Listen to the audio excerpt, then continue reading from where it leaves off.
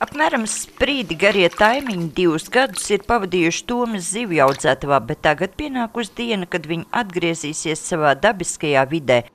Vasarā, katru vasaru taisa monitoringu un pēta upi. Tā kā upē it kā pietiek mazo viengadīgo lašvietu, to taiminīšu, tādēļ arī tikai tiek audzēti 2-gadīgie, kuri izdzīvos spēju lielāku un papildināja jūru ar zivresursiem.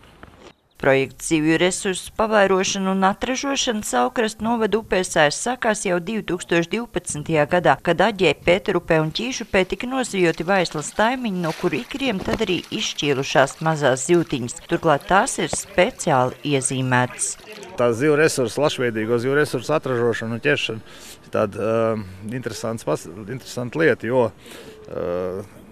tos lašveidīgos, ko noķer pavasarī, rudenī, tikai tos var audzēt un atlaist tajās vietās, piemēram, ja saulkrastos ir noķerts, tad arī saulkrastos tikai drīkst izlaist. Kāpēc?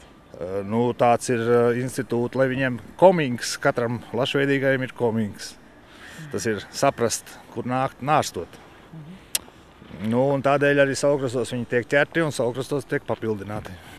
Uz brīdi, kad mazie taimiņi tiek ielaisti upē, lai tālāk dotos uz jūru un pēc pāris gadiem kļūtu par lielām zivīm, paskatīties sanākuši gan vidas pulciņu bērni, gan zvejnieki, kuri bažīgi lūkojas apkārt, jo tik mazām zivtiņām ir daudz dabisko ienaidnieku.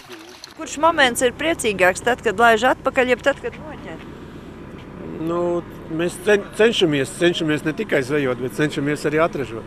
Tā kā domāju, ka abi momenti ir. Es domāju, ka tieši šis moments, tieši tā zivju mazulīša ielaišana ir viens no tādiem galvenajiem. Kas ir lielākie ienaidnieki šīm zivīm? Šīm zivtiņām es domāju, ka viss. Viņiem ir grūti, kamēr viņi izdzīvo. Projekta kopējās izmaksas ir 8000 eiro un lielākā daļa finansējuma nāk no Zivju fonda. Saulkrastu doma kopā ar Vidzemes zvejnieku biedrību īsteno vēl vairākus projektus, kas saistās ar zivju resursu pasākumu ieviešanu. Tas vairāk ir tieši par situācijas uzlabošanu Saulkrastu novada upēs.